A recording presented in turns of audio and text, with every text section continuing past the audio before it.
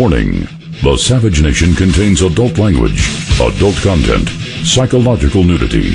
Listener discretion is advised.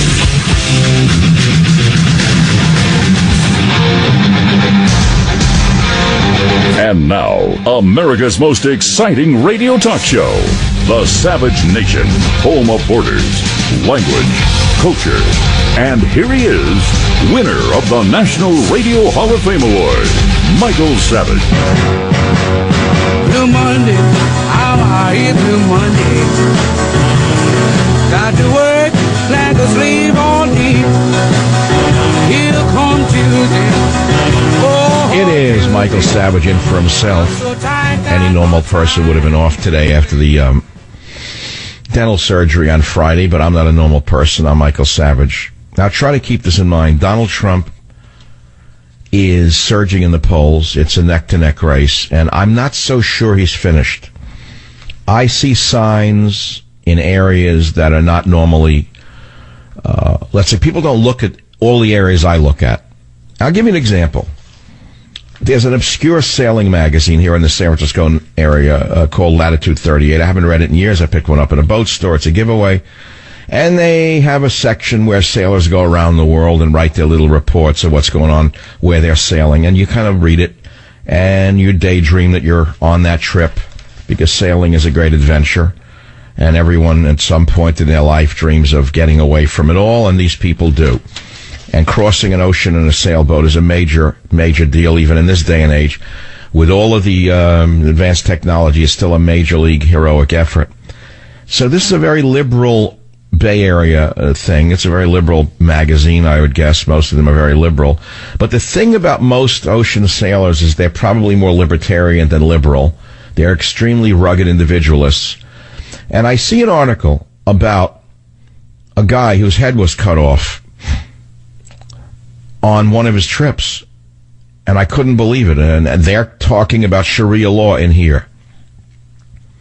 They went to an area where there is fundamentalist Islam, and it's in Indonesia. And it says, in this month's changes from Tom Van Dyke of his Boat and Point, it was noted that semi-autonomous Banda Aceh, known for fundamental Islam, is the only province in Indonesia that is allowed to use Sharia law. Sharia prohibits things such as homosexuality, adultery, alcohol, women straddling motorcycles, and so forth. Initially, Sharia was only applied to members of the Muslim faith. But a bylaw was passed last year that allows Sharia to be enforced on members of all faith. So just like in America with the Council on American Islamic Reprobates, they're telling us that they're never going to, impose it on anyone else. Remember what they really want to do. They want to cut your head off. They want to turn you into one of their robotic 15th century prisoners. So I'll go on with what happened to this poor sailor. He was kidnapped by these in the southern Philippines. Another one was killed. Now he's another in Indonesia. And they quote now, "The fact is that Muslims in Aceh do tolerate religious freedom," said the official press release from the Muslims who took over. "We coexist without any problems," said Tengku Faisal Ali, head of the provincial chapter of the influential Muslim organization at the time the bylaw was passed. He went on with his lie. He said, "We don't want to raise the impression that Islamic law in Aceh infringes on the rights of non-Muslims. It doesn't force Sharia law on non-Muslims because they're free to observe their own faiths and beliefs." Close quote. So then the liberal sailing magazine entry says, "Oh yeah, on April 13th, a 60-year-old Christian woman was caned 30 times before hundreds of Muslim onlookers for the, quote, crime of selling alcohol in that town. It was the first time that Sharia law had been imposed on a non-Muslim in Indonesia." Then they go on. "On the same day she was caned, the Muslim couple accused of adultery received 100 lashes. 2 Germans caught wearing skimpy bathing suits got away with stern warnings." And then it goes on. And they talk about people being beheaded as a result of falling into the hands of the Muslims in these throwback quarters of the earth. So when you hear from people in America who tell you that Sharia law is not dangerous, understand it's very dangerous.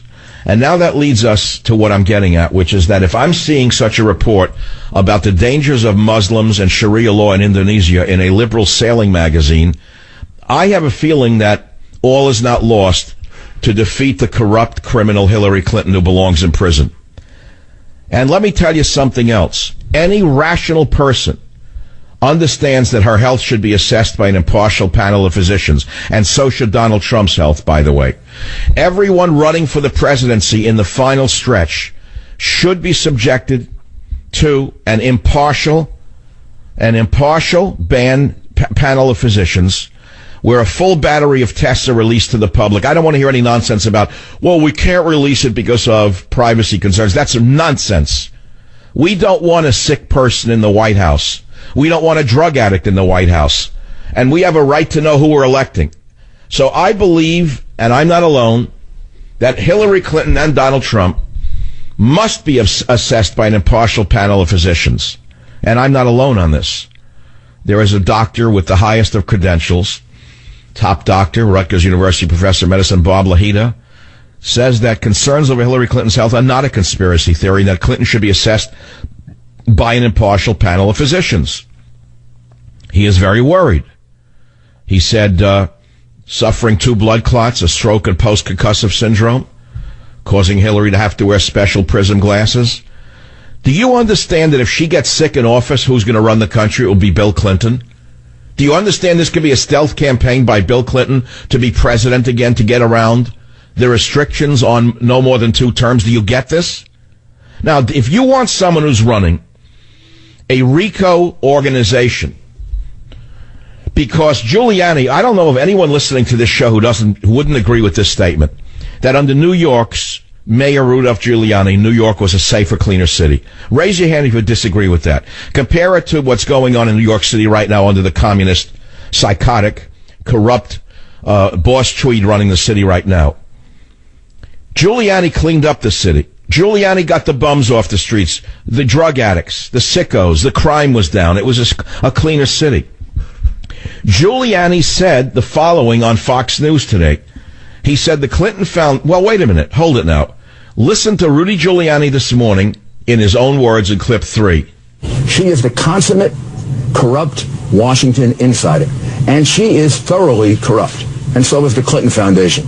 If I were back in my old job as U.S. Attorney, I would probably indict the Clinton Foundation as a racketeering enterprise.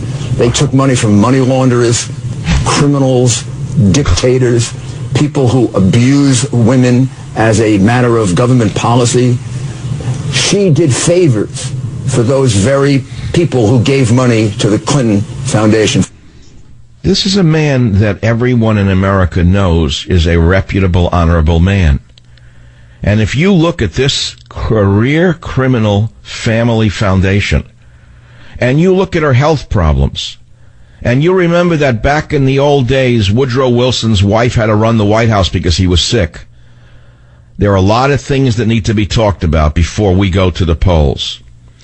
And we'll talk about that, as well as a newly released series of emails that show Clinton did pay-for-play favors for foundation donors through her top aide, the Iranian stealth agent Huma Abedin. Newly released trove of emails from Hillary Clinton's top aide Huma Abedin shows she repeatedly did favors for high-dollar contributors to the Clinton Foundation, including a foreign national with a criminal record that made her nervous. In fact, this guy was so corrupt that even the questionable Barbara Boxer refused to intervene.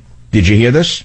Even Barbara the Bagel Boxer wouldn't touch this request to gain access to Hillary Clinton. I was shocked to read this. Wasserman was informed that Senator Barbara Boxer, D. California, declined to help of the pending criminal matter. So did Senator Sherrod Brown, D. Ohio. But they went to someone else who got access to Hillary Clinton. I'll tell you more about those. Now, for those of you who want something other than this kind of political stuff today on the Savage Nation, I have another topic that I really want to get to. Remember a couple of years ago, a beautiful young girl named Elizabeth Smart was kidnapped out of her parents' home. She was a pretty young blonde girl. She was kidnapped by that bearded psychotic. Do you remember, who raped her repeatedly for months? I don't know if you remember the story. It was a huge story. Well, now she is on an anti-pornography campaign. And it's a very important campaign because Elizabeth Smart, who survived constant raping by this sicko, is saying that pornography led to her captor raping her more than he already did in the 9 months she was held. Elizabeth Smart made the remarks in the video posted Friday by Fight the New Drug, an anti-pornography advocacy group. In a new video released by anti-porn nonprofit Fight the New Drug, Elizabeth Smart talks about the man who kidnapped her when she was 14 and his frequent engagement with pornography, which now 28-year-old Smart says made her living hell even worse. And I'm going to talk about that, and I'm going to ask you this question. How has pornography ruined your life? Because it has. Don't buy the lie that it's good for you or healthy for you. And the fact of the matter is, there's more to talk about than simply Trump's wall or Hillary's health. And while you're thinking about these topics on the Savage Nation, and believe me, there are others, the phone number is 855-400-7282 if you care to join the dialogue, 855-400-SAVAGE. I want you to try to keep a few things in mind. It's very important for those of you who are undecided because of the around-the-clock propaganda by Joseph Goebbels, Blitzer, and the others in the media. Joseph Goebbels Blitzer, Joseph Goebbels Tapper, Joseph Goebbels Stephanopoulos would have you believe that the election is already over and Trump is worse than Hitler. But keep this in mind. Donald Trump did not steal your money and run the debt up to what it is right now. Donald Trump did not raise your taxes. Donald Trump did not quadruple the price of food. Trump is not stirring a race war. Trump did not leave U.S. soldiers in Benghazi to be slaughtered and desecrated by filthy Muslims. Trump did not send the U.S. Navy to fight for Syria and al-Qaeda. Trump did not arm ISIS and systematically exterminate Christians throughout the Middle East. Trump did not betray Israel. Trump did not provide financing and technology to Iran's nuclear weapons program. Trump did not give our military secrets to China. Trump did not remove our nuclear missile shield in Poland at the behest of Russia. Trump did not shrivel our military and betray our veterans. Trump did not cripple our economy. Trump did not increase our debt to $20 trillion. Trump did not ruin our credit twice. Trump did not double African American unemployment. Trump did not increase welfare to a record level for 8 years. Trump did not sign a law making it legal to execute and imprison Americans. Trump did not set free all of terrorists in Guantanamo Bay. Trump did not steal your rights, violate U.S. constitutional law, or commit treason hundreds of times. And yet, Joseph Goebbels, Blitzer, Joseph Goebbels, Tapper, Joseph Goebbels, ABC, CBS, NBC, call him worse than Hitler nonstop. It is Barack Hussein Obama, the liar and thief. It is Hillary Clinton and the established con men who have illegally occupied our government and stolen our government from us, not the Republican establishment. The government media complex is a wholly owned subsidiary of the Democrat Party. Save our borders, language, and culture. And if you think that you want to hear what I just said to you all over again, and you want to get it down clearly, yeah, that's right. It's all in my masterpiece, Scorched Earth, which, yes, you can buy right now on Amazon or buy in bookstores a week after Labor Day. This is it, my friends. It's down to the wire. Are we one bad election from losing everything? Is America not becoming a third world nation of terror, riots, mobs, and chaos? Has our Constitution not been trampled by a divisive, lying president? Have progressive policies and open borders not flooded America with drugs and poisoned America with diseases like Zika? Can the nation recover from Obama's scorched earth policies? Yes, only if one man wins, and his name is Donald Trump. Read all about it in Scorched Earth. I'm Michael Savage. I'll be right back. Join the Savage Nation. Call now, 855-400-SAVAGE, 855-400-7282. Savage. Listen, let me tell you something. The reason I've survived these 22 years in radio with a big show is because I have the instincts to know what you're going to be interested in. I knew you'd respond to the dangers of pornography, more so than the corruption of Hillary Clinton. Not because the corruption of Hillary Clinton is not a known fact. It's just that we all know it. It's a given. We know she's corrupt. We know she should be arrested. We know that she should have been indicted. We know she should step down. We know all of that. We know Obama should have been in prison a year ago for violating the Constitution. But, well, how many times can you say the same thing? So talk radio can be about a lot of things. It doesn't have to be about the election. Of course, it will be more and more as we get closer.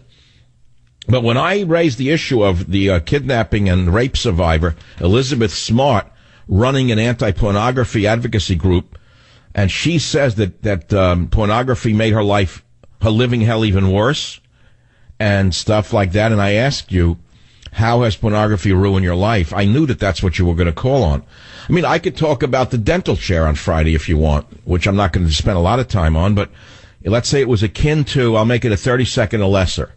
It was akin to, if there is consciousness after you die, where you have no feelings or sensation, but you know what's going on, it would have been in that dental chair, where you're numb and you know things are being done to you, but you're not really feeling it, even though because you've been given Novocaine or whatever. But the guy felt like he was in there with a chisel and a hammer and 20 little gremlins cutting and burning, and the smell of burning flesh coming up from the gum. It was wonderful as an experience. What I'm saying to you is, as numb as I was in the dental chair, I have to ask myself, how could Hillary Clinton be so numbed out to not know that the whole world knows how corrupt her foundation is? How could she not know that? Isn't she numbed on something? Is that why she's stumbling? I'm wondering. But I think it's the other topic. Sue on KLIF in Dallas, fire away a minute or less. Pornography is the issue. What did it do to you? It ruined my chance of having a healthy sexuality from the age of 11.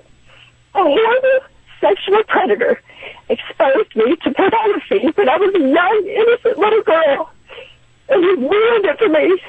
I am 42 years old now, and I still have problems with sex in my marriage. And oh, you mean the imagery that was branded into your brain ruined normal sex for you? Is that what you're saying, Sue? Yes, it did. And it's also ruined. My husband I was not unaware before I was married that he was addicted to pornography. And Sue, stay on the line. This is too big a topic to gloss over. Has pornography ruined your life? If so, we're talking about it on the Savage Nation. Join the Savage Nation. Call now, 855-400-SAVAGE, 855-400-7282. Savage. UBS gave the Clintons altogether over $1 million. She made a call to the IRS, asking the IRS to go easy on their attempts to get identities from UBS. In my day, that was considered bribery when I was a U.S. attorney, and I prosecuted several very prominent politicians and convicted them of bribery, Mr. Mayor? Including 2 congressmen. No, that was when America was still America. But after 8 years of the goofy golfer, why, there's no America anymore. There's just the goofy golfer's empty bag of tricks. So she's in excellent health, even though she's stumbling and falling and needs pillows to hold her up. The foundation is a RICO, obviously. And all you hear about is that Trump did this, Trump did that. That's why I don't want to talk about it. I think that watching Hillary Clinton get away with what she's getting away with and watching Obama get away with what he gets away with, including not going to the flooded Louisiana, saying he's too busy, is equivalent to pornography.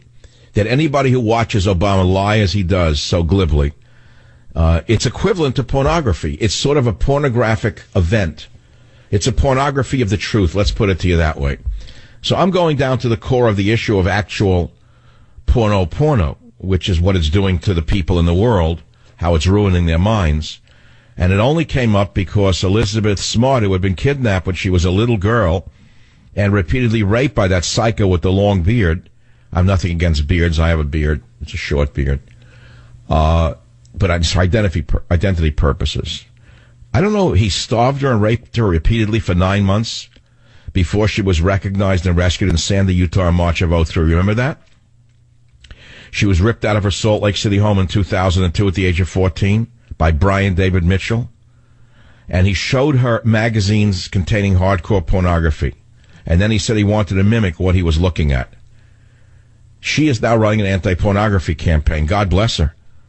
Well, would I like to see something like that happen? Could you imagine what would happen to all of these outlets that make billions of dollars on porno, including the hotel chains run by good Christians who make hundreds of millions of dollars a year on pornography rentals in their hotel chains, and then they prey on the weekends? It's wonderful to look at.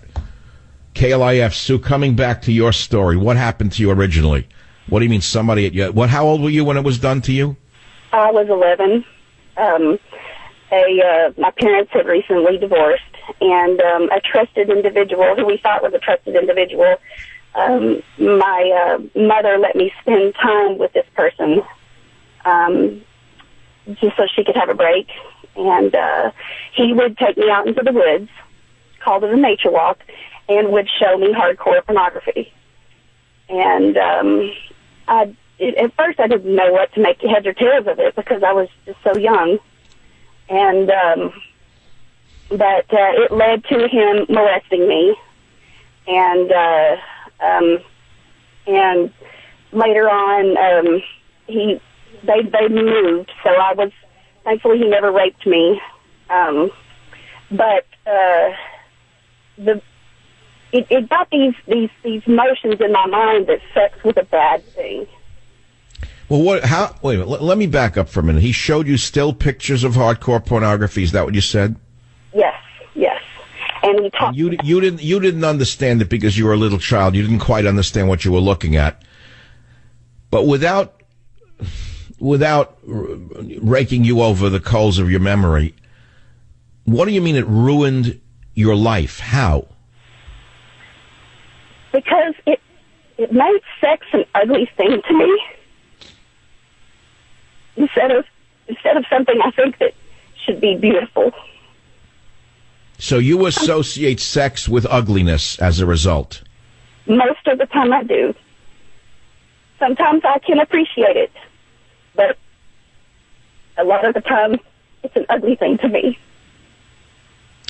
Well, I think we should leave it at that without, stepping on your nerves any further. I appreciate the bravery, Sue, and I'm sorry for what you've lived through. But I think that this story of the danger of pornography needs to be discussed from time to time because no one discusses it. In my day, it was illegal. It was around, but you had to, if anyone sold pornography, they were arrested by a vice squad. Now, compare that to today, where it's generated into every child's iPhone with almost no controls. And think of what it's doing to your little children. Think of what it's doing to your 9, 10-year-old daughter or 9, 10-year-old son. You say, well, no, I've got controls in there. They're getting around those controls. How can they ever engage in a life that has any semblance of sanity with an opposite sex partner? How is that even possible? And so I think that we are long overdue for a campaign against this disease because doctors have said that pornography is very much like cocaine or crack. It goes down the same neuronal pathways that must be fed over and over again or the brain is starved for that thrill, so to speak. And I do know there's an interesting coordination here between this anti-pornography rumbling that is occurring in America, the advent or introduction into America of very strict Muslim religious code. So not all Muslims are terrorists, as you well know, and I have to say it over and over again. They fear ISIS more than you do because they've seen them firsthand, many of them, what these psychos will do. But they are religious people. They're totally anti-pornography, as are Orthodox Jews, as are religious Christians. And there just might be a movement to render pornography where it belongs, which is illegal, number one, and get it out of our homes and perhaps eventually in another generation get it out of the heads of our nation. It's going to take 20 years. Do you know that? It will take 20 years to rid this nation of that scourge. Jeremy on KLIF. Go ahead, please. You're up on the Savage Nation. Yes, sir. I just wanted to thank you for the topic. I've called before. I'm a mental health professional in Fort Worth. And we've talked a few times, Robin Williams stuff, some suicide stuff, and some other stuff. Oh, yes, of course I remember you. How are you, Jeremy? I'm good, sir. I can't tell you how much I appreciate the topic. I mean, just what you're doing here, never mind the details of the quality of the phone calls and the quality of the presentation, just the fact that it's getting light is really helpful, and I really appreciate it. Well, I have to thank Elizabeth Smart for starting this organization because no one else is talking about it. But go ahead, make your point, please. Yeah, so my point is that this falls into the category of what's called like a process addiction. There's the chemical components are all there. They're accurate, just like crystal meth, just like cocaine. They light up the same areas of the brain and the neural pathways. But it's also a process addiction in that it's like anything else you get for free, there's never enough. And so the oversaturation of pornography follows a clear spectrum, which anytime you find yourself on that spectrum, unless it's stopped, you can be guaranteed to take it to completion. In other words, one particular thing that somebody might take in from a pornographic standpoint eventually is not going to be enough. It's not going to bring the same level of satisfaction, and they're going to ratchet up the level of deviancy in order to fulfill the same desire. And they'll gradually progress through what's available to them from a pornography standpoint, and they'll eventually progress from, say, what you would consider to be, or what someone might consider to be normal pornography, where it's heterosexual, or somebody might consider homosexual pornography. You get the idea, right? And gradually... Wait. So you're saying that no longer sets off the same charge of excitement, so the individual starts cruising around the porno grounds for something more exotic? Is that what you're saying? Yeah, or a good way to look at it is deviant. Anything that they feel, based on their life history and experience and family of origin and all of that stuff, they're going to gradually flow down this spectrum to where to where they can be deviant. The problem is they're eventually going to get to a place where there's nothing. Like I said before, anything that you get for free, it's never going to be enough.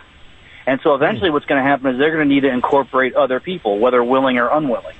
And then and that's when it starts to happen. And what ends up happening is once somebody incorporates somebody, whether they become an actual offender, the actual sex act isn't going to be enough either. And then that's when it tends to resort to violence, because that's the baseline primal problem solving that humans have when they're unchecked. And Jeremy, do you treat pornography addiction? Yes, sir, I do. Is it curable? Is it a curable addiction? It absolutely is. It just like anything else, in the mental health world, we tend to like to look at things as being complicated because then it gives us an excuse to fail. But the reality of it is, it's just really hard, and that's it. I mean, that's 90% of the mental health world. It's just difficult. Things are just difficult to overcome. Well, what do you do? What do you use? Substitution therapy? What do you substitute? Let's say the person's addicted to porn. What do you do for them? You tell them when they want to go in the room and look at porn, they should look at a Bible? What do you tell them to do? No, that's the last thing you do. The substitution is a little bit... Wait, no, that's interesting. Why is that the last thing you do? Well, because we have to be, in my profession, and I mean, never mind what my worldview is. I mean, I happen to be a Christian, but what I'm saying to you is part of the problem is that what you can do is you can then become a victim of the pornography as well and pollute things that are actually good for that person and will eventually be a tool for you. So in my line of work, I have to preserve the functioning of certain tools, and I can only try to incorporate them when I think they're going to be successful. Because if I send somebody into that substitution therapy and then it doesn't work, not only am I stupid or wrong, but the intervention has failed, and now they're... wait a minute. So you don't want to use substitution therapy because it's liable to fail and make the person even more committed to the addiction. And not only that, but it'll take away a future tool that I might have if they get a little bit healthier. That's something that I do introduce, but I don't introduce that until we've done some work. And part of what it is, my role is to mimic whatever relationships that they don't have in their life. A healthy relationship with their therapist, and we take time to develop trust. And I help them with their view of what it means to be a functioning, sentient, valuable human being. And we work. So what's intriguing to me is I've studied this from time to time. Do you know which country has the highest per capita use of pornography? It's the U.S. No, it's Pakistan. Now, you're saying the use or distribution? Well, that's interesting. I believe per capita use. In other words, although it's a strict Muslim country, because of the repression, they're highly addicted to pornography in Pakistan. One bit. Yeah, I don't doubt that one bit. And then that's what's also interesting to me is, like, take a look at a country like Japan. Some of the most, shall I say, graphically vile pornography is produced in Japan. Can you explain that? Well, I don't know if I can explain it, but I think that it has a lot to do. I mean, the explanation for me as a professional would be no different than probably you as a professional in your field. I mean, the explanation is simple. People are going to get their needs met no matter what.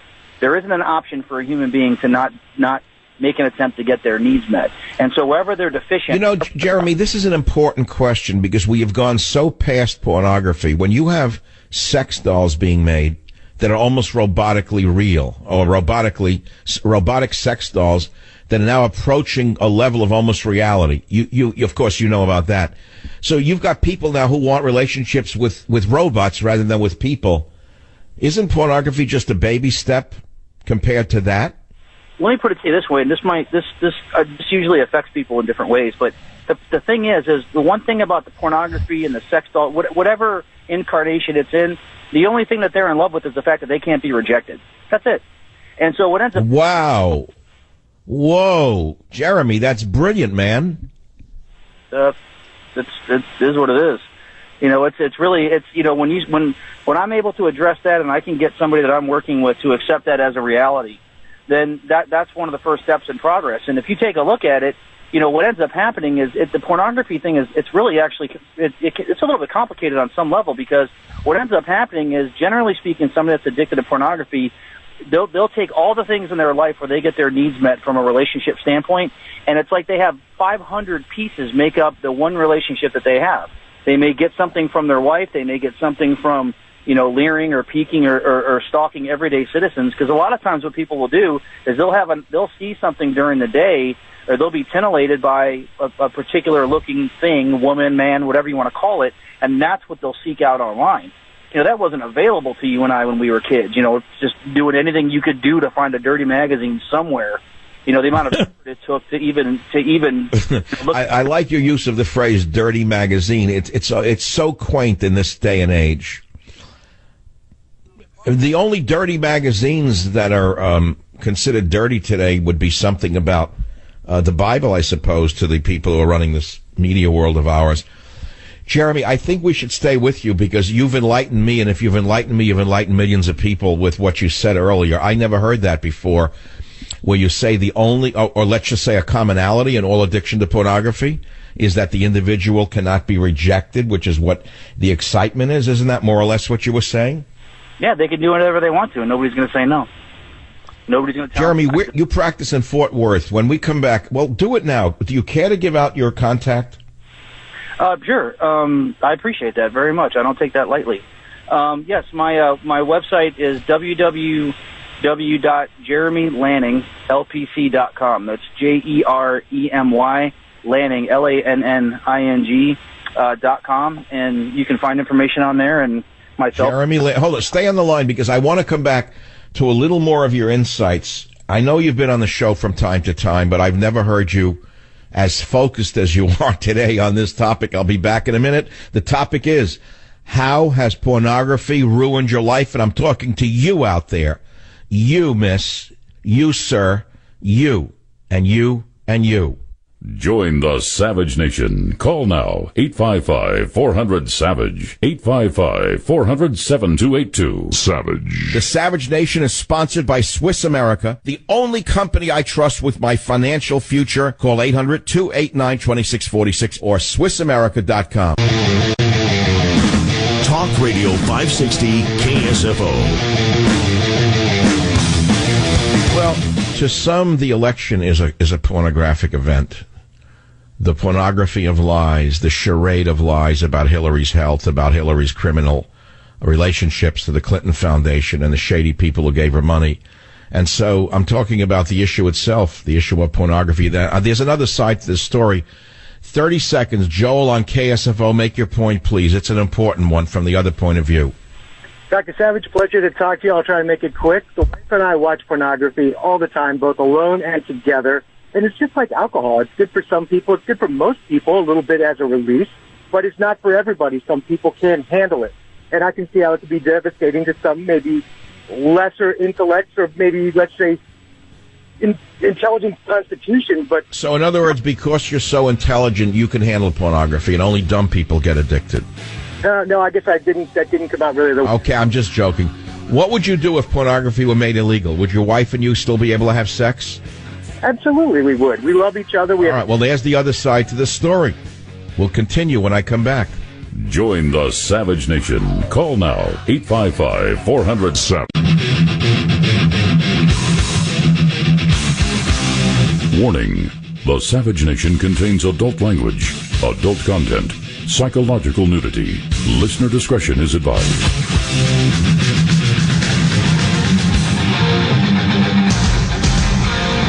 And now, America's most exciting radio talk show, The Savage Nation, home of borders, language, culture.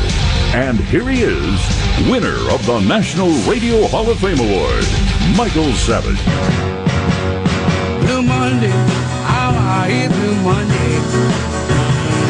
Got to work like a slave all day. Here comes It is the normal Blue Monday. It's the end of August at the Hotel Ozone. That was an old movie from the 60s that I remember very well. And those of you who've been listening to the Savage Nation for all these years know that in late August I often turn into a different talk show host, meaning it's a little more relaxed. I know we're in a hyper campaign. I know that we have a criminal running for the presidency, and we know that her skirts are as dirty as they come. We know that her health is being covered up. Top doctors are saying there's something wrong with her. She is not going to make it into the White House, and if she does, someone else is going to have to take the job. That means Bill's going to be president again. That means he's going to run the third term, violating the Constitution yet again. And again, feather his own nest. So that's a big issue. And I want to talk, though, about the issue of pornography and how it has damaged your life. Why? I was reading an article by Elizabeth Smart, who was kidnapped at age 14 and repeatedly raped by that animal, Brian David Mitchell, up in Utah, if you remember that story. And she's now running an anti-pornography campaign, and she says pornography led to this bum raping her more than he already did in the 9 months that she was held. And so it raises the issue of, now, pornography's been mainstreamed in America. Irrespective of whether you like it or you don't like it, it has been mainstreamed in America to the detriment of the nation, not to the health of the nation. And so we're talking about it on that level. And while we're talking about it on that level, I'm not going to dismiss the whole campaign for the moment. The fact is, Giuliani says that the Clinton Foundation warrants indictment as a racketeering enterprise. And I don't know of anyone in America who doesn't agree that Rudolph Giuliani was a great mayor and a great U.S. attorney who cleaned up New York City. And the man is honest as they come, and I think that we should listen to him. Newly released Clinton emails show favors for foundation donors, run by Huma Abedin. Very important story. There is another story by Bill Gertz in the Free Beacon, Why We Need Trump's Wall. And it's about Sunni extremists infiltrating the United States with the help of Mexican smugglers in South America and are crossing into the United States with ease, according to a military that is a U.S. South Command intelligence report. Alien smuggling networks in South America are bringing Sunni Muslims into the United States of America. How in the world can this not worry you? How could you not believe we need Trump's wall?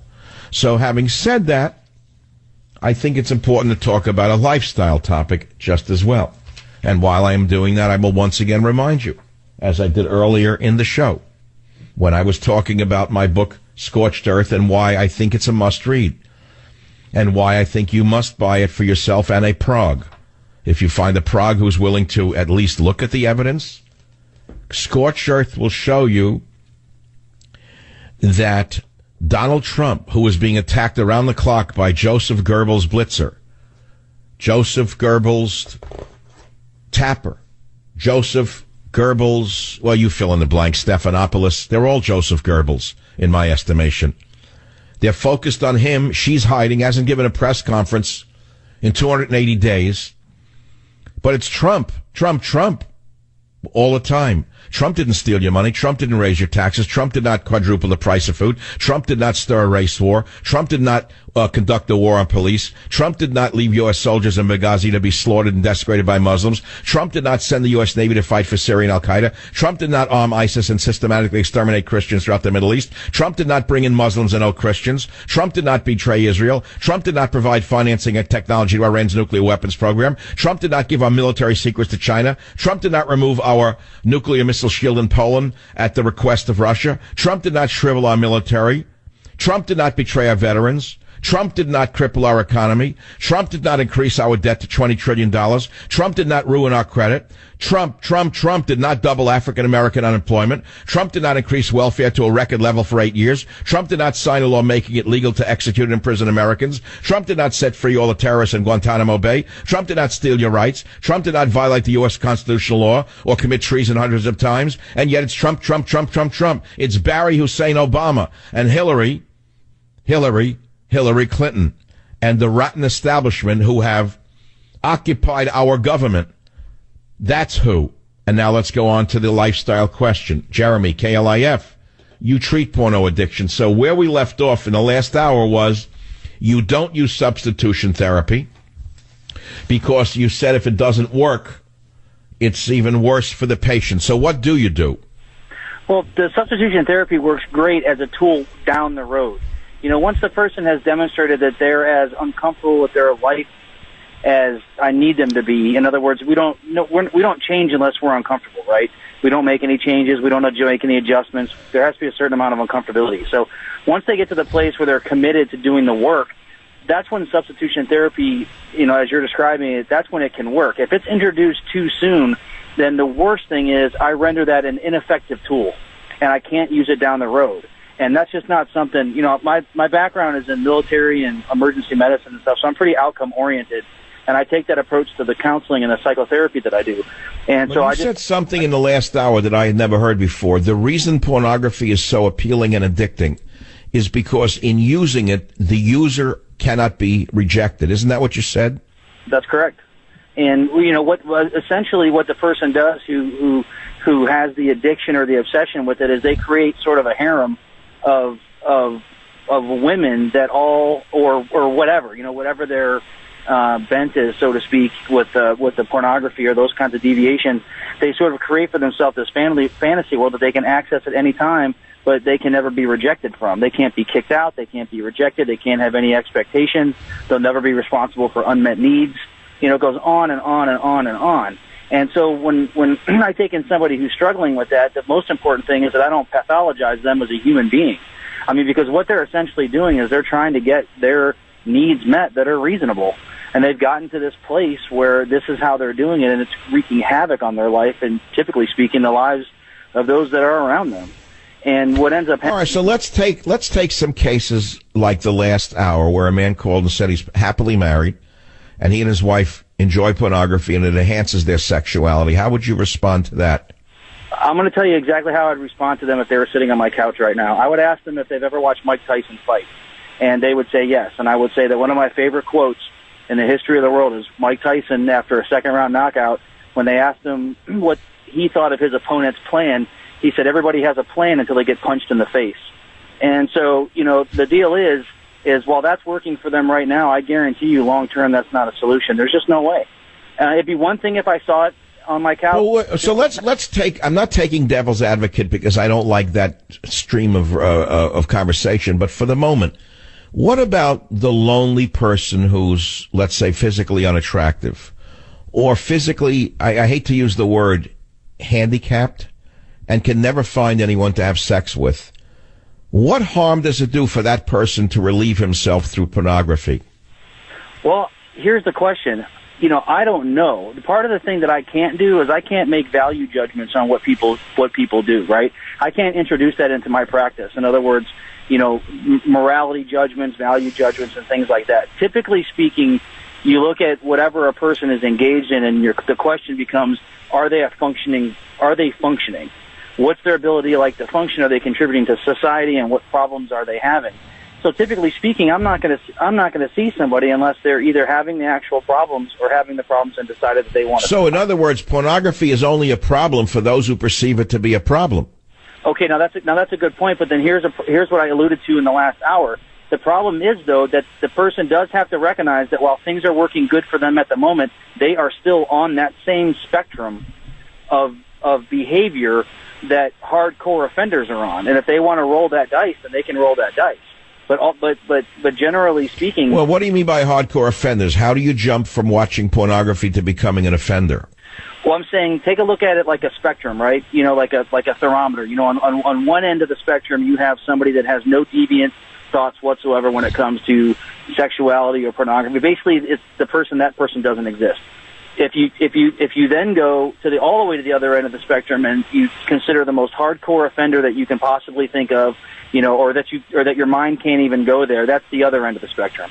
Well, every single person that has been a violent sex offender, the worst that our society has to offer, has been on that spectrum before, where they were just enjoying pornography and thought to themselves, this will never be a problem for me, I'll be okay. Really? That's interesting. So a child molester usually starts out with porno? Oh, yeah.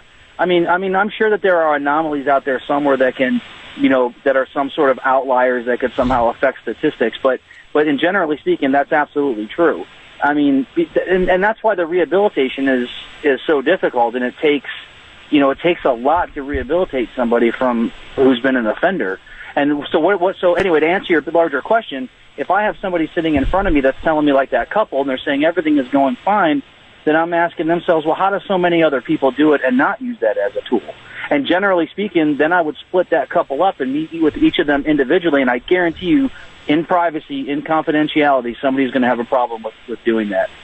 And Jeremy, we'll leave it at that. Again, let's give your website out, because if someone needs help, you're the guy to go to. What is your website again? Yes, sir. The website is www.jeremylanningLPC.com. That's JeremyLanningLPC.com. And there's a bunch of information on there. There's some resources on there, and there's contact information. If you're having a problem, please contact me. Call me, email me, anything. Well, I'm glad that we reach you on KLIF in Dallas. It's so important, and it shows you what the power of talk radio in a positive manner can be. I mean, sure, we do politics all the time, but, after the election, we're going to have to do other things, and I like to pride myself on the fact that I have an extremely versatile mind and tremendously versatile interests, and I think this is an example of where we're going to be going. Not exactly the topic, but, systematically, this is where I'm going to go into other topics after the election. In the years that I have left on talk radio, it's all up to God. Jeremy, thank you for being with us on the Savage Nation. Yes, sir. Thank you. Amazing. Just amazing. Amazing, amazing, amazing. 18 minutes after the hour. Let's continue on this topic a little bit longer, and then we'll go on to other topics, including Hillary Clinton's health, the scam that is being run by Google to hide her medical information, top physician calling for her health analysis by an independent panel, the fact that someone is trying to kill Julian Assange, who is hiding in an embassy where he is being protected by the Ecuadorian embassy in London, an intruder tried to kill him over the weekend. Who tried to kill him? Which machine is most likely to fall with yet another revelation? It's not Trump. And so, again, I'll go back to the topic on hand, which is pornography. And I think we should play Elizabeth Smart, by the way, Robert. I know we have her, don't we? Because here, kidnapping survivor Elizabeth Smart says porn made her ordeal even worse. So let's do this. Those who aren't on the line, if you want to tell your story, the phone number is 855-417-282. Let's listen to Elizabeth Smart in clip number 13 on the Savage Nation. My captor was really excited and really kind of amped up about something. And he said, I have something and I'm going to show it to you and you have to look at it. You have to look at it. And then I remember he pulled out this magazine full of hardcore pornography, and I remember he would just sit and look at it and stare at it, and he'd just talk about these women, and then when he was done, he would turn and he'd look at me and he'd be like, now we're going to do this. It just led to him raping me more than he already did, which was a lot. Wouldn't it be nice if there was a real feminist movement in America? Wouldn't it be nice if those mean-faced fake feminists who simply hate men were to join Elizabeth Smart in her campaign? There'd be a lot of things that would be nice. I'll be back in a minute on the Savage Nation. Join the Savage Nation. Call now, 855-400-SAVAGE, 855-400-7282. Savage. The Savage Nation is sponsored by Swiss America, the only company I trust with my financial future. Call 800-289-2646 or SwissAmerica.com. It is a cartoon. Many people consider the campaign of the presidency a cartoon. And it isn't a cartoon. Of course, everything is at stake. But I don't want to beat a horse that's not quite dead yet. But it will be soon. I mean, come November, it's going to be a dead horse. It'll be over. So we're talking about something more fundamentally related to our daily lives, which is, hey, there's a lot of addictions. We all know about crack. We know about fentanyl. We know about OxyContin. And we got all sorts of campaigns. But we forgot about the pornography addiction. WJR, Bryn, go ahead. Tell your story about your problem with porn. Hi, Michael. My problem, I married my husband when I was in my late 20s. And I'd really waited a long time to find the right guy. And he was awesome, I thought. Highly educated, very impressive, and very nice. Over time, he got involved in regular pornography, and my daughter sort of noticed something, and she said, "Mom, what's this?" And I looked at started finding out he was playing with pornography. Over time, the stuff I would find on the computer was much more perverse. And then over time, he had affairs and he had other issues, and so that led to the divorce. And now, I'd have to say he's even fallen off the spectrum on the other end, and he's living out in California as a woman. I guess he watched so much pornography, he realized who was having the most fun. I guess he wanted to be a woman. I try to make some light of it. I guess it's not fun for you. So where does it leave you? Did you get remarried? No. I don't even like to tell anybody I know any of this, and now I'm spilling it on national television. I'm sorry. Well, okay, so I hope you're using a pseudonym. Have you found another man with whom you are relating? Yes, I have the most awesome husband, and I thought everything was wrong with me, being married. Oh, my God. Now, hold on a minute. That's probably the most important part of this discussion, which is if men are using pornography, the woman thinks she's inadequate. Isn't that that's the part of the story that's hidden here. So would you care to talk about that when we come back? I'd like to hear more about it, Bryn. Thank you. Stay on. I don't know. You learn something new every day if you're actually interested in life and people. It's my raison d'etre. I hope it's yours. And I'm not talking about raisins. Join the Savage Nation. Call now.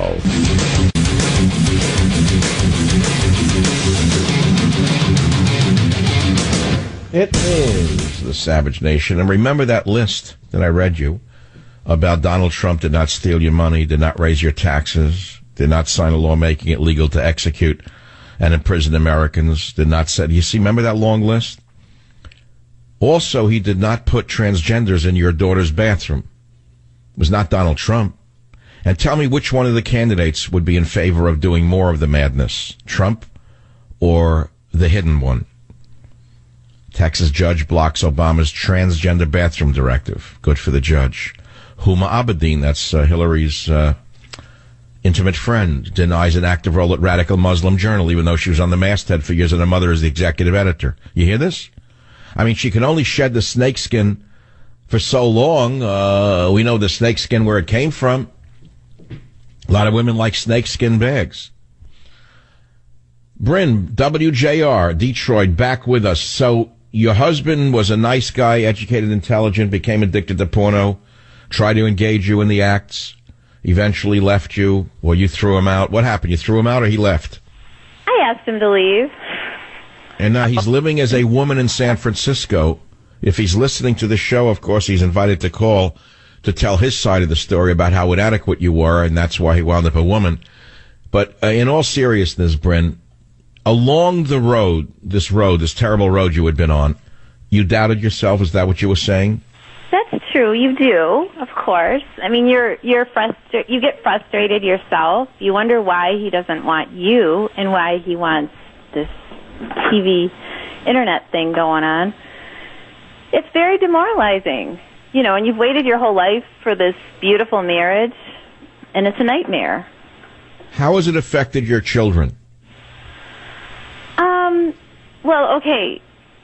One of our children is married now, so obviously he would be the man that would walk the daughter down the aisle. That led to a lot of decisions with the marriage. You know, how You mean of why you dumped him? Well, because he's a parent that's been involved in the daughter's life for quite a while, obviously her whole life. So, Is she married? She got married a couple of years ago. So then she had to make all those decisions about how she was going to have him present. Did he walk her down the aisle in a wedding dress or what? No, he didn't. He didn't do that, thank God. But she did clarify with him that she expected him to wear a tuxedo. You mean that? Come on, at that point he was already a cross-dresser. But he hadn't. You know, I'm obviously not in San Francisco. He hadn't really revealed himself fully. You know, going into her wedding at that point. So. All right, but let's not drag you through this again. You're married now in a decent relationship. Would you say your scars have healed? Yes, I think it's. I mean, it's always so. You kind of look at your children as they've grown, and you wonder if they had been just in a regular marriage that stayed together and didn't have to go through the trauma of a divorce. Don't you think that they would be a little more secure? I mean, they might be wonderful, but they could... You know, I'm listening to this, and I feel you're still blaming yourself for having failed him. I'm not blaming myself. It's his choices that made out... But it did affect my life. It did... But I'm saying, but you're looking back with a little regret. Like, what if the guy had, not been so weird, and you were still together? Wouldn't it have been better for the children? But you can't remake... I met a therapist who said to me, never fight with reality because you'll always lose. Yes, you're right. You're right. I'm so thankful. Right? Listen to what he said. He said, never fight with reality because you will always lose. Your reality is your reality. He is what he is. You had to leave him, and there's no looking back. Oh, I'm so thankful that I could have the opportunity to leave him. But Bryn, you said something at the outset of this conversation with me and so many others. You said you've never told anyone this, and here you are sort of opening yourself up to a lot of people on talk radio. Is that true? I have children. Anything I reveal publicly, like obviously I'm using a pseudonym, is going to affect my children and other people's opinion of their upbringing. So those are things. Why would you be ashamed of what you didn't do? Again, don't fight with reality because you're going to lose. Accept what is. Nothing is whole. Nothing is 100%. I think you've come to understand that, right? Tell people some things. But Bryn, nothing is 100%. Nothing is a whole. Nothing is what we want it to be. I mean, even your new marriage is not 100% of what you want it to be, is it? No, but I pretty much told people nothing for a long time because it was incomprehensible what I'd lived through. But at some point... all I can say is you're a very brave woman. You have a certain cheerfulness, a joy of living in your voice. I can hear it. And I don't think it's crushed you at all. By dint of the fact that you were able to go on and meet another man and continue in your own life, making the best of your life indicates that you were not completely destroyed by this guy. Well, God is big. And, beautiful. You're very nice. It's very nice to hear you. It's different doing a show like this, to be honest with you, than I normally do. And it's more or less what I'm going to be doing after the election. Because I don't know how many years people are going to still be talking about the election after the election. I guess you could make a living talking about the election. I mean, if Hillary wins, well, most of the so-called conservatives will be in business. Because every day they will dissect what Hillary has done. If Trump wins, why then the liberals will be in business for the next 8 years talking about how bad Trump is. But believe me, there's a bigger world out there, isn't there, than Hillary and Donald? Right. You're right. There is the world of how do we live our lives? How do we treat the people around us? That's right. That's what it comes down to. Let me send you, let me send you Teddy and Me. How's that? That's a healing book. And then I'll, when the time goes on, I'll get you Scorched Earth. Thank you very much, Bryn. I appreciate that. I was in a bookstore yesterday. I never go in bookstores. I do. I buy, car magazines. I'm like a stereotype of a right-winger. I buy gun magazines. I love it. Like, if they were to look at the magazines I buy in Barnes & Noble, they'd say, a right-wing nut is here. So I went in to get my monthly fill of right-wing magazines. I bought car magazines, gun magazines, boating magazines, military aircraft magazines, military history magazines. And I noticed again what I was talking about on Friday. I don't know how they don't throw these people out. These old white guys sit around with food that they bring in. There's a guy at a stack of 20 magazines thumbing them. And he wasn't a bum. He was an ordinary middle-class retiree sitting there like it was a library. And I don't know how they don't impose a time limit in these bookstores and a magazine limit. Like you can thumb through 3 magazines maximum and 10 minutes and then buy something or get out of there.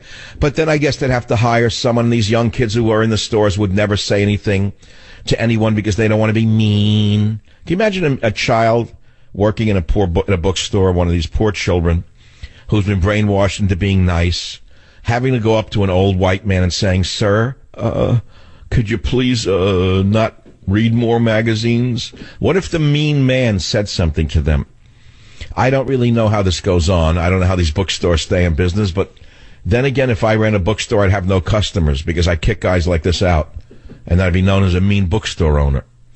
Okay, my friends, when I come back, more of this and all the latest news on the Savage Nation.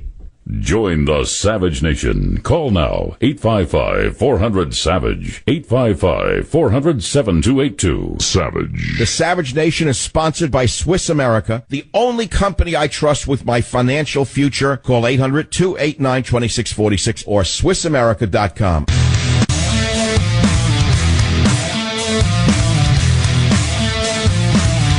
Maybe as a little break, we'll show you the pornography of propaganda in the midst of all of this. In the midst of flooding in Louisiana and him golfing, raising money, laughing and snickering at everyone, he gives a speech over the weekend, taking time out from hanging out with billionaires and trillionaires to give a speech on climate change. And here it is. We're talking about the goofy golfer in clip 15. As president, I'm proud to have built upon America's tradition of conservation. We've protected more than 265 million acres of public lands and waters, more than any administration in history. Right, stolen. We've recovered endangered wildlife species and restored vulnerable ecosystems. Right. We've designated new monuments to Cesar Chavez in California, Pullman Porters in Chicago. That's a big deal. And the folks who stood up for equality at Stonewall in New York. That's important. To better reflect the full history of our nation. Isn't that wonderful? The world's melting down, and that's all that's on his mind. Shall I put it, a myopic university view of the world? That would about describe the goofy golfer. A myopic university view of the world. That's about all he's capable of. All right, Jack, WABC, tell us your porn story. You're on the Savage Nation.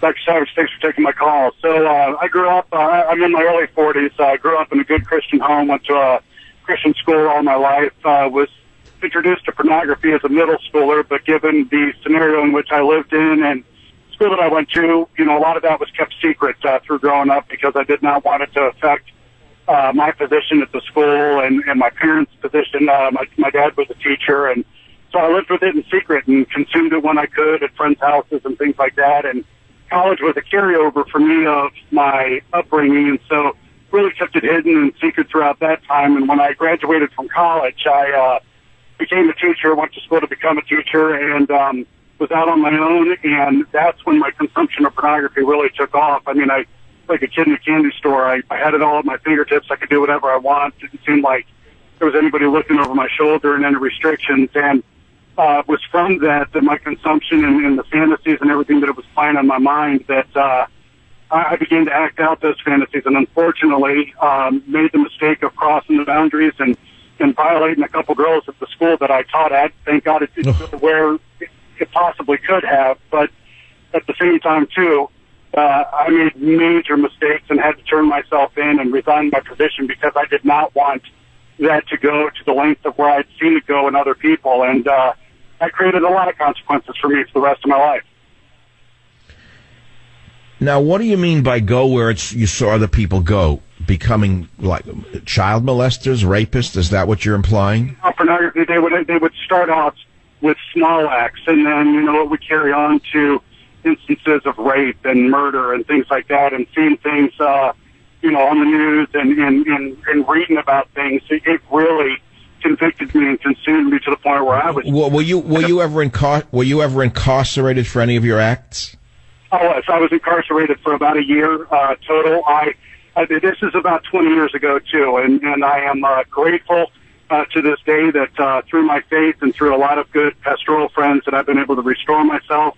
God saw fit to introduce me to a wonderful woman, and I have 2 kids now that are the joy of my life, and I work hard to make sure that I am above reproach, that I have boundaries set up in my life. But the consequences are huge. I mean, first of all and foremost, I victimized a couple girls, which they have to live with that, and their families have to live with that the rest of their lives, and there's nothing that I can do about that now except for making sure that I'm keeping myself above reproach. But then, too, because of my actions, I'll live with the consequences for the rest of my life. I'll be on a sex offender registry for the rest of my life. I can't go to my kids' school and be a part of their school activities because of what I did 20 years ago. Amazing. Well, look, Jack, you know, I mean, I touched a raw nerve here with this topic. I realize it's not about the election, but look at how many people are calling the show, women and men, with their stories. Apparently, pornography addiction is rampant in America, and it's not all healthful. You started off the show today with Elizabeth Smart. I mean, I find myself in a very interesting situation. Although I'm on a registry, and there are some things that I don't like about it, obviously, I've got to protect my kids, too. And I look at the registry often, and I see what's happening, and I want to make sure that my kids are protected and that they've got the best. Jack, who introduced you to pornography? You said it was in middle school. Who introduced you to it? I was through friends of mine at school, like going hanging out at their houses after school and finding a dog. But it wasn't an adult who was doing this. No. It was being introduced by friends of mine, you know, students that I went to school with. But now let's speed it up to 2016. You got kids 8 years old running around. I see kids on bicycles with iPhones in their hand, and I don't know what they're looking at. I see a little kid on a bicycle the other day telling his friend that he has an Instagram account, and I say how nice that is, how interesting. And then I realize people are using Instagram to send naked pictures of themselves. Isn't that true? It's very true, and I'm terrified of that. I'm not at that point yet with my kids, but I have open conversations with them about boundaries that we are going to set, and that I'm going to be constantly checking things. And I can't imagine when I was a kid on a bicycle, 8 years old, with my friend, just riding around. All we do is go on bike rides. If we had iPhones, and being curious, as all children are, what in the world we would have put into our little heads if we had access to the iPhones of today, with or without the blocks that parents may or may not put in. And I think it's long overdue as a nation that we not only curtail the drug epidemic, that we stop the flow of drugs with Trump's wall, but we've got to slow and stop the flow of porno with another kind of wall. But trying to tell that to those computer masters is another story. You know that they'd never give up their money for that. Let me send you a copy of Scorched Earth, because, my friends, there is a moral scorched earth out there as well. We can't blame Obama for that one, but I don't know what he's done for family values in the last 8 years. Do you? Can anyone listening to this show, now that I've stumbled upon that question, answer it for me? Has Obama at any point, here's a man married with 2 beautiful children, has he said or done anything in 8 years that would indicate he's interested in protecting family values? Moreover, let's go to Hillary Clinton, if you want to make it about the election. Do you think that a woman as given as she is, receiving cash, putting it into the foundation, favors being bought from her, do you think that she couldn't be bought by the most nefarious elements in this country and abroad for the right price? And now let's look at Donald Trump, a father, a grandfather. There's no indication that he's ever done anything wrong in this regard, is there? In fact, in all of these stories that have been spread about Donald Trump, there's not one story about illegal dealings. That's very interesting, isn't it? People don't like his tone. They don't like his attitude. They don't like the wall. They don't like his statements about drugs coming over the border. They don't like his statements about terrorists mixed in with the Muslims. But he's never actually committed anything approaching a crime. So of the 2 candidates, those of you who are on the fence, ask yourself which one of the 2 is most likely to support good old family values. Well, that does it for hour number 2 on the Savage Nation. There's another big hour across America. I hope you'll be with me right here on your local station. Join the Savage Nation. Call now, 855-400-SAVAGE, 855-400-7282. Nation contains adult language, adult content, psychological nudity. Listener discretion is advised.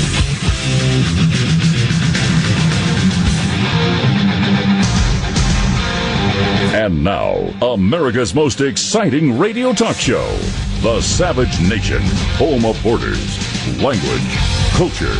And here he is, winner of the National Radio Hall of Fame Award, Michael Savage. Well, number one, they should shut it down. Number two, they should give the money back to a lot of countries that we shouldn't be taking and they shouldn't be taking money from. Countries that influenced her totally. And also, countries that discriminate against women and gays and everybody else. I mean, that money should be it should be given back. They should not take that money.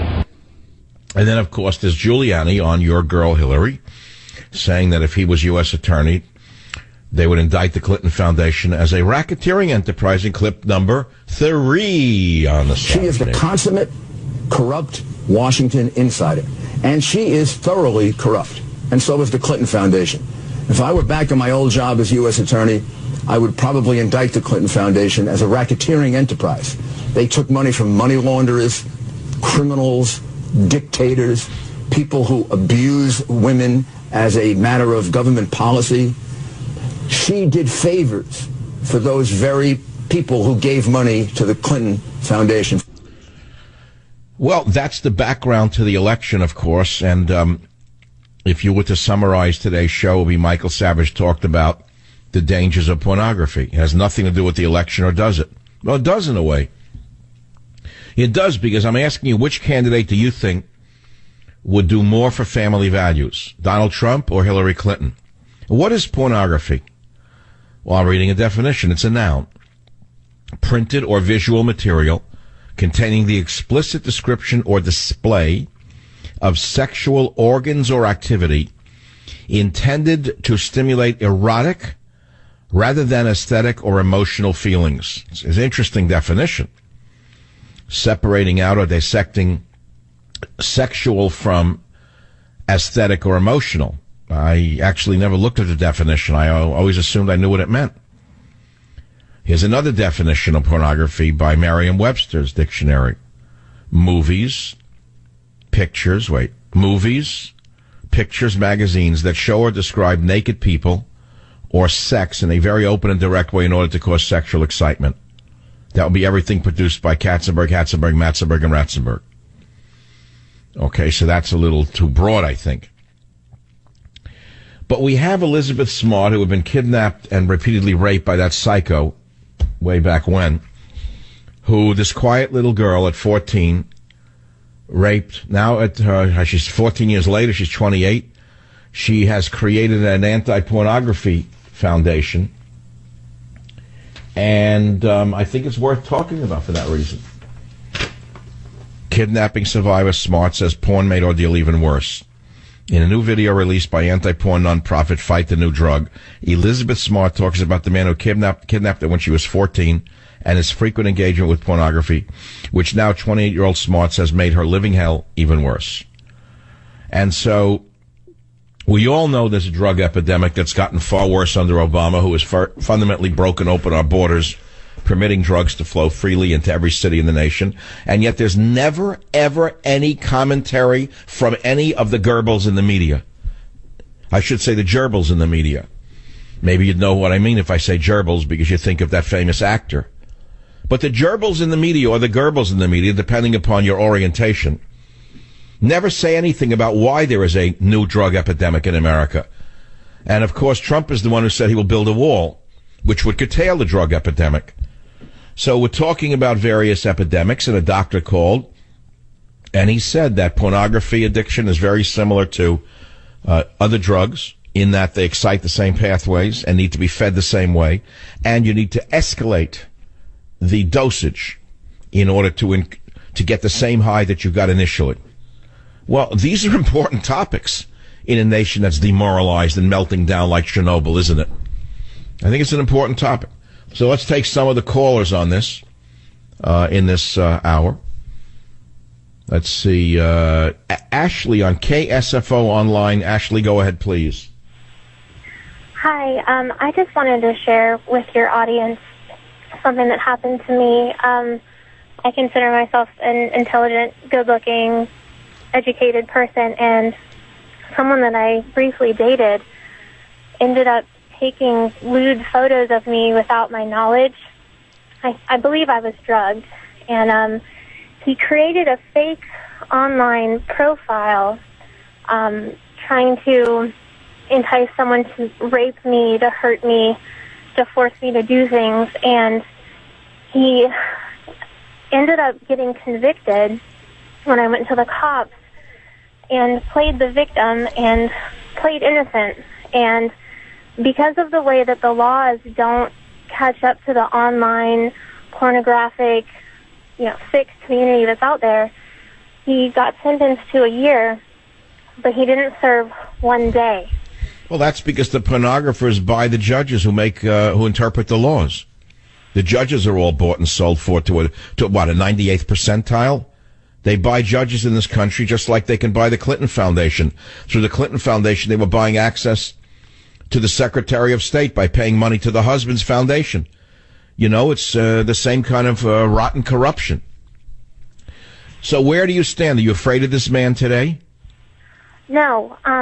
Thankfully, I have a backbone, and I'm very proud of myself for coming forward.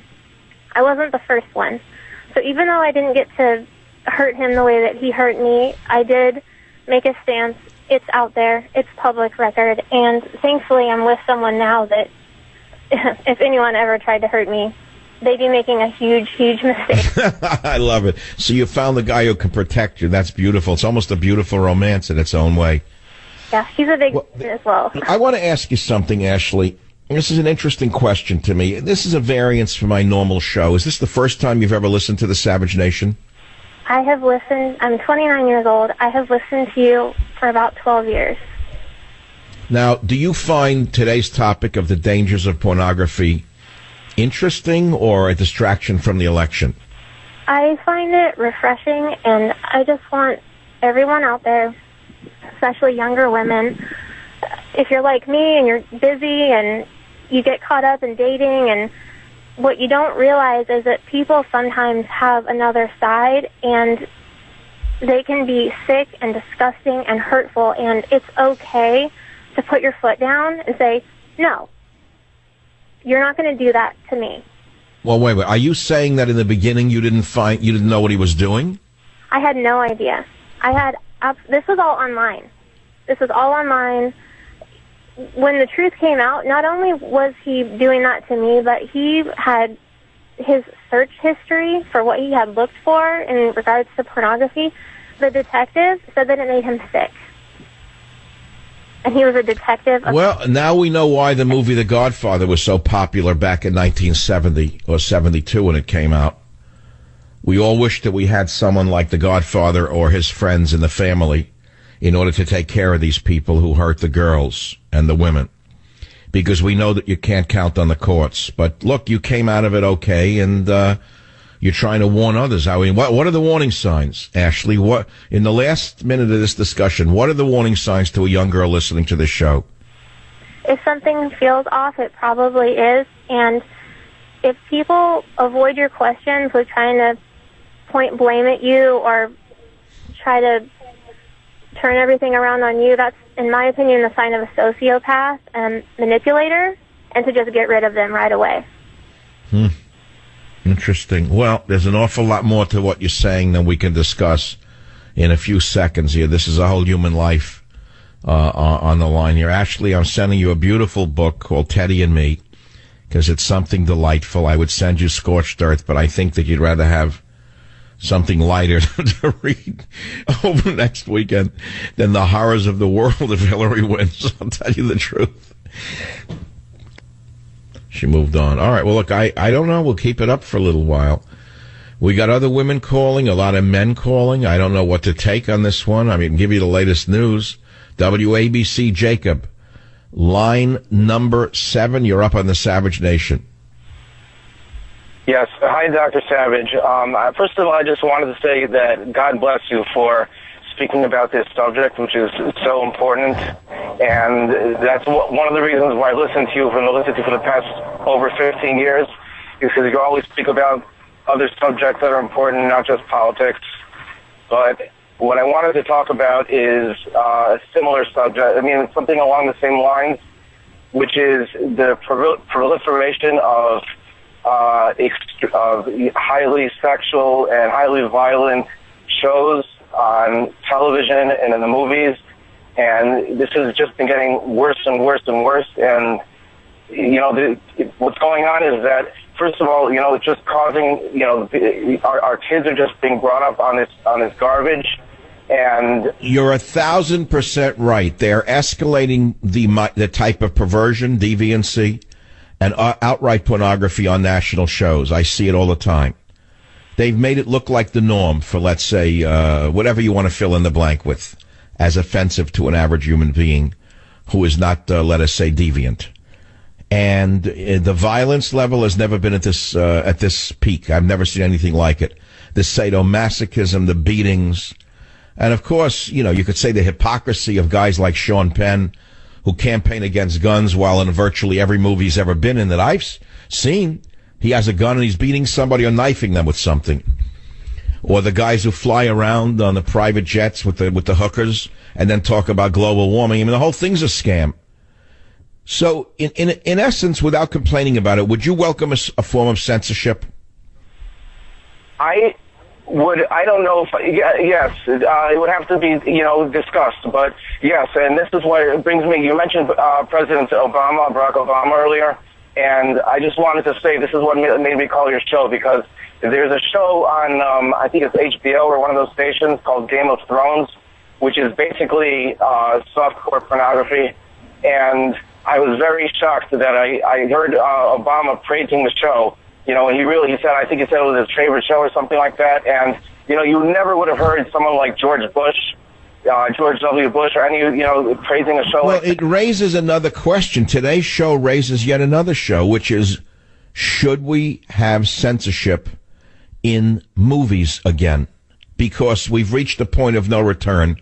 The sewer pipe of Hollywood is now disseminating its vile filth into the minds of every man and woman on the planet, except the most religious, who do not permit the sewer pipe of Hollywood to penetrate their children's minds.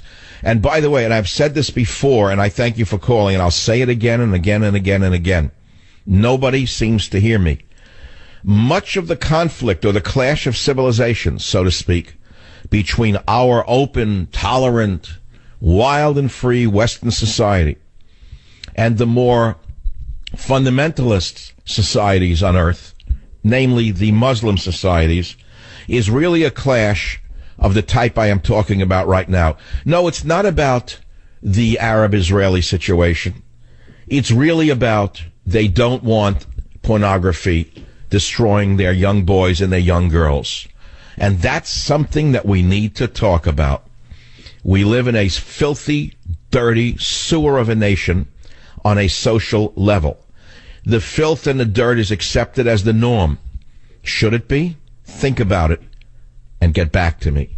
Join the Savage Nation. Call now, 855-400-SAVAGE, 855-400-7282. Savage. The Savage Nation is sponsored by Swiss America, the only company I trust with my financial future. Call 800-289-2646 or SwissAmerica.com. This kind of brings up another question. Where are the vice squads of today? I mean, we're talking about smut. Old word, smut, but it has a certain ring to it, doesn't it? Smut. Say pornography, it almost sounds like an art form. No, we're talking about smut. Porno, dirty videos. Talking about smut. Where are the vice squads of today? They don't investigate pornography. The pornography industry is owned by large corporations. You go to the Marriott hotel chain, for example, amongst others. You can buy porn and smut, $7.95, $12, whatever it costs. They make a pretty penny off it, right? So it's everywhere you turn. Who runs it? I don't know. Who runs the trunk lines on those things, or the what do you call it? The whatever it is. Who transmits it? Who owns the broadband that transmits pornography? Which corporations own it? They're making fortunes on it. So you're telling me they're not lobbying senators to make sure there's no discussion of pornography or no discussion of clamping down on the feed of the smut? And it brings me to the vice squads, like in the 50s when I was a child. A vice squad, we knew what a vice squad did. A vice squad stopped hookers, for example, from plying their trade. A vice squad arrested drug peddlers. A vice squad did a lot of things. What does a vice squad do today? Are there any? I don't even know if there are any vice squads. Occasionally I see a TV show. I guess they arrest Johns, customers for prostitutes. That's about all I think they're allowed to do today is go after the Johns. Now you look at the crime, the crimes in Washington, crimes which consist of destroying nations, blowing up villages, blowing up nations, killing people in the name of freedom. And you ask yourself, what is the real pornography here? And then you come down to the election again. And I really have to say it. You know, you ask yourself, compare Clinton, knowing that she can be bought virtually for anything you want. You want access to Hillary, you go to the Clinton Foundation through Huma Abedin, according to what we're reading. You look at one candidate of the two who was talking about the drug epidemic, not her. Has she mentioned the drug epidemic? Yes, she has. She said, well, we'll give them treatment, didn't she? Because there's billions of dollars to be made by her medical gangster friends in the treatment business. She doesn't want the epidemic of drugs stopped. She wants it treated, which means she wants more of a drug epidemic in my estimation.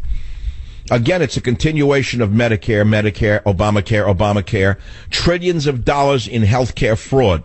It will increase with more treatment.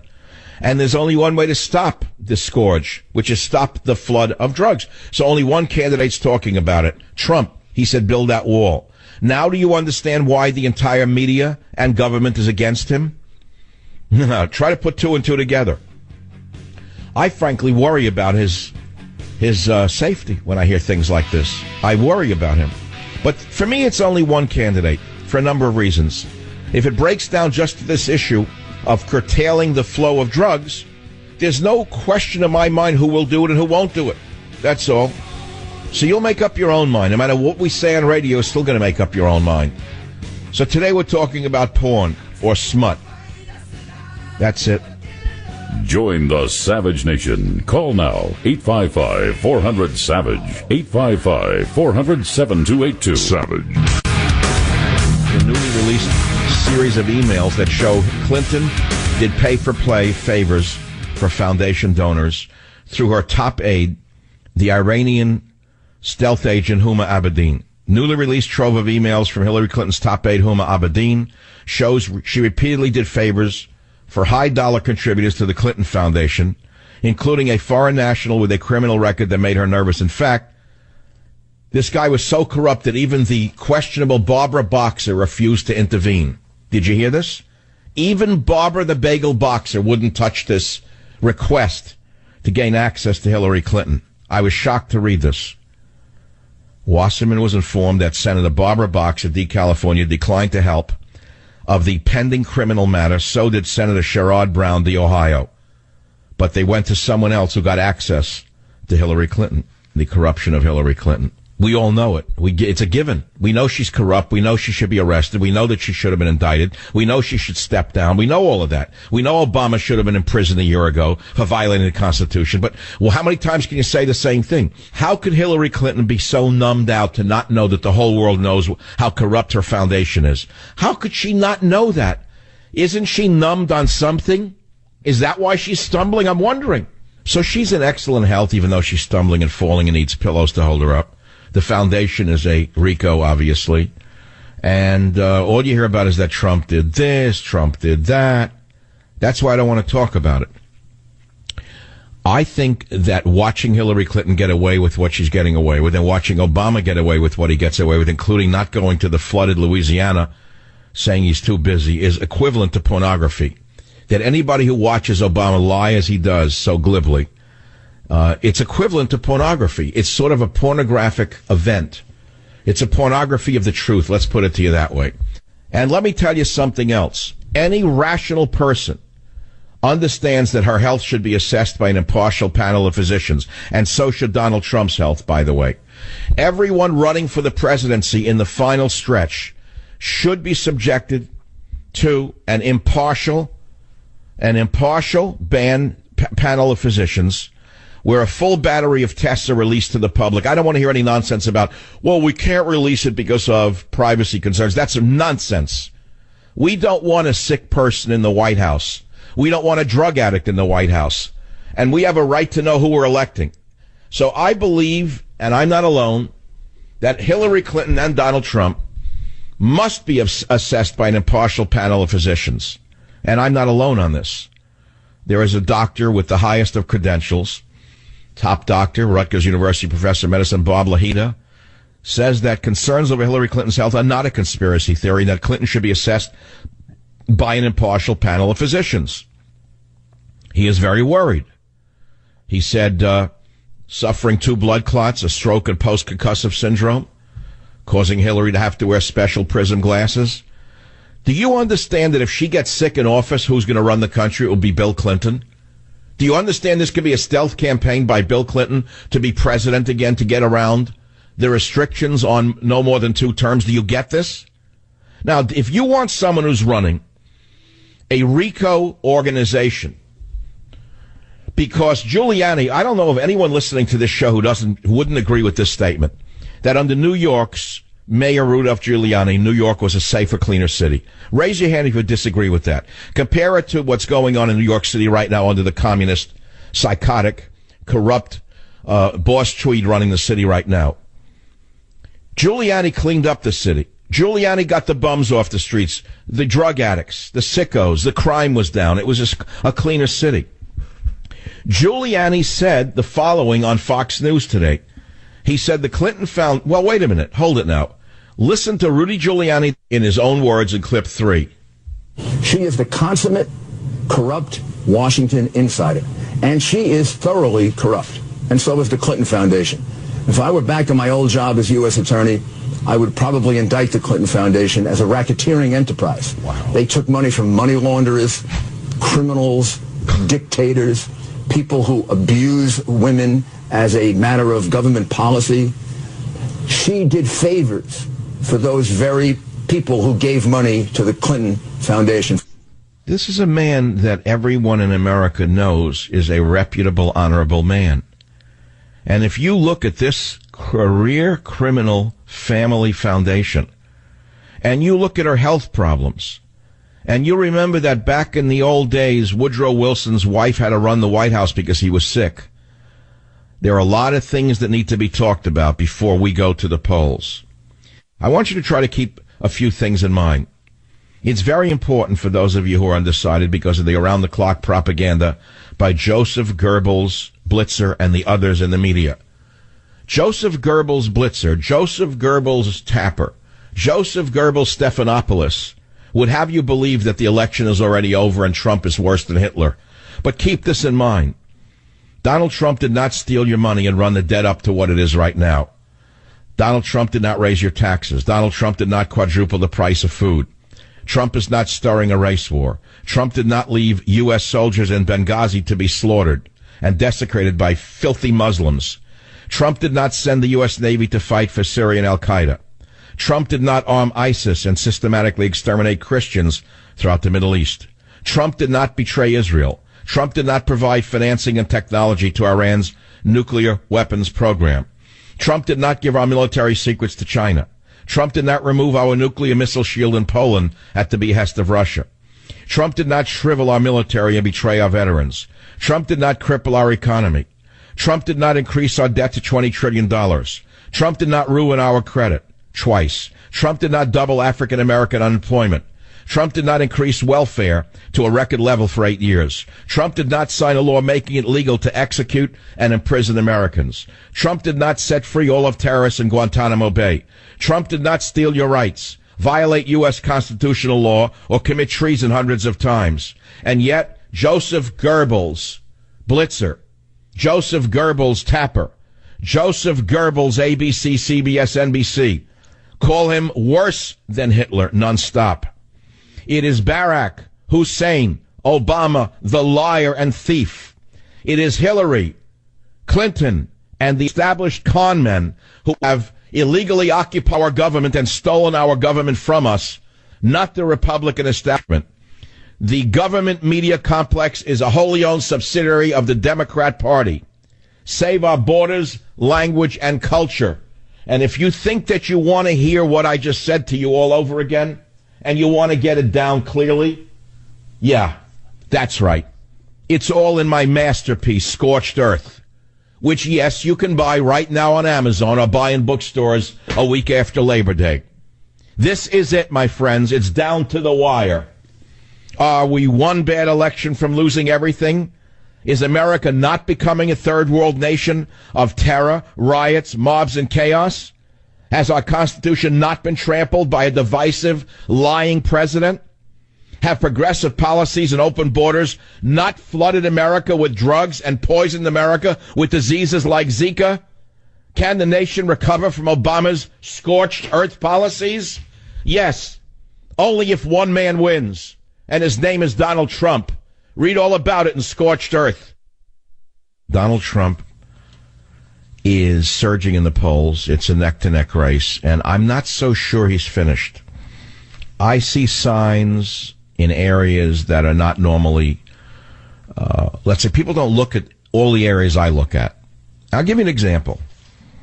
There's an obscure sailing magazine here in the San Francisco area called Latitude 38. I haven't read it in years. I picked one up at a boat store. It's a giveaway. And they have a section where sailors go around the world and write their little reports of what's going on where they're sailing. And you kind of read it, and you daydream that you're on that trip, because sailing is a great adventure. And everyone at some point in their life dreams of getting away from it all, and these people do. And crossing an ocean in a sailboat is a major, major deal, even in this day and age. With all of the advanced technology, it's still a major league heroic effort. So this is a very liberal Bay Area thing. It's a very liberal magazine, I would guess. Most of them are very liberal. But the thing about most ocean sailors is they're probably more libertarian than liberal. They're extremely rugged individualists. And I see an article about a guy whose head was cut off on one of his trips. And I couldn't believe it. And they're talking about Sharia law in here. They went to an area where there is fundamentalist Islam, and it's in Indonesia. And it says, in this month's changes from Tom Van Dyke of his Boat and Point, it was noted that semi-autonomous Banda Aceh, known for fundamental Islam, is the only province in Indonesia that is allowed to use Sharia law. Sharia prohibits things such as homosexuality, adultery, alcohol, women straddling motorcycles, and so forth. Initially, Sharia was only applied to members of the Muslim faith. But a bylaw was passed last year that allows Sharia to be enforced on members of all faith. Just like in America with the Council on American Islamic Reprobates, they're telling us that they're never going to, impose it on anyone else. Remember what they really want to do. They want to cut your head off. They want to turn you into one of their robotic 15th century prisoners. So I'll go on with what happened to this poor sailor.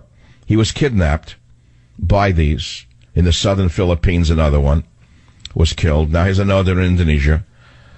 And they quote now, the fact is that Muslims in Aceh do tolerate religious freedom, said the official press release from the Muslims who took over. We coexist without any problems, said Tengku Faisal Ali, head of the provincial chapter of the influential Muslim organization at the time the bylaw was passed. He went on with his lie. He said, we don't want to raise the impression that Islamic law in Aceh infringes on the rights of non-Muslims. It doesn't force Sharia law on non-Muslims because they're free to observe their own faiths and beliefs.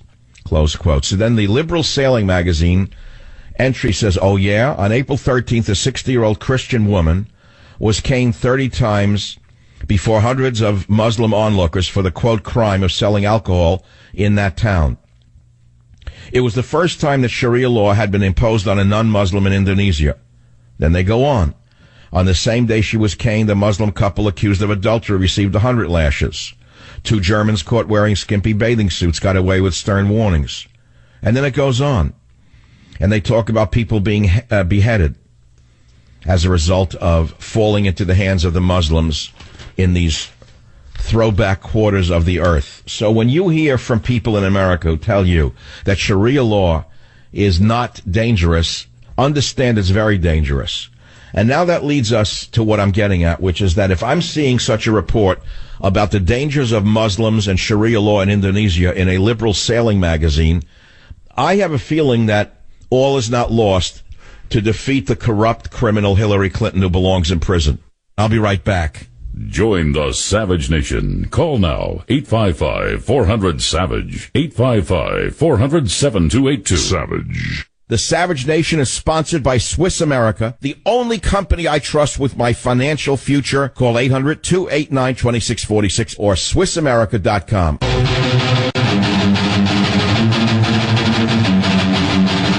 Well, here we go into the last few minutes of the Savage Nation. We've been talking about should the Clinton Foundation be shut down under RICO, as Mr. Giuliani is suggesting.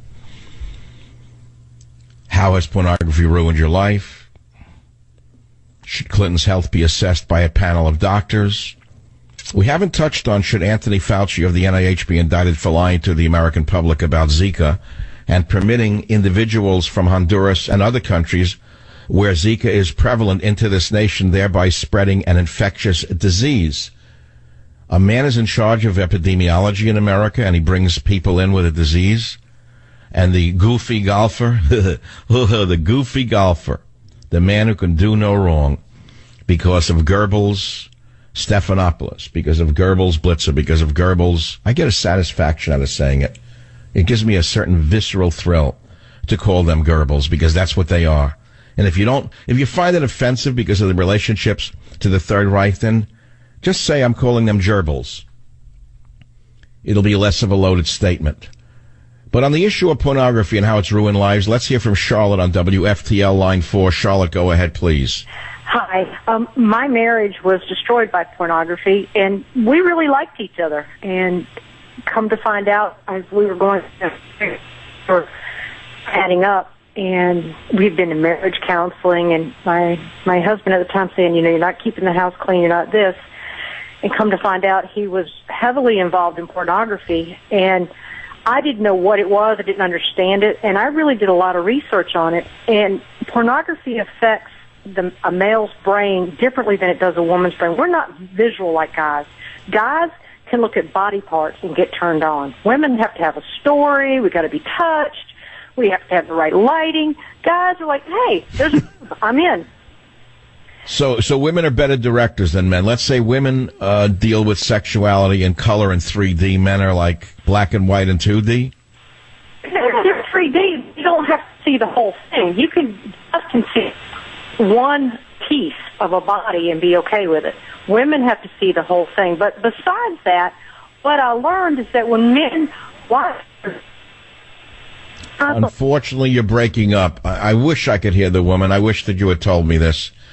Let's go to another. Karina, you have the last word. Give it to us in a minute or less on the Savage Nation. Wow. Hi, Doctor. In a quick format, personally, pornography has just completely destroyed my life. It's sabotaged 3 engagements that I had. And one in particular, like Mr. Jeremy Lanning was talking to you about, was I walked in on one of my fiancés doing it with a doll in front of pornography. Just walked in on it, and I just said, what is going on? And he was just like, well... What did he say? Who are you going to believe, the doll or yourself? Is that what he said? No. Right. I'm sorry. I'm trying to make light of a very terrible situation, but at least you dumped the creep, huh? Well, Trina, we're just flat out of time. I don't think I'll be doing this topic again until after the election, but I'm doing it today because it's an important topic, because it relates to the election. Family values. Who do you think is more likely to clamp down on drugs and pornography? Think about that very carefully before you vote if you're a family-oriented individual. Hillary said she will treat drug addiction. Trump said he'll build a wall and stop the flow of drugs. See, there's a lot of money in treatment, isn't there? Yeah, That's it for the Savage Nation.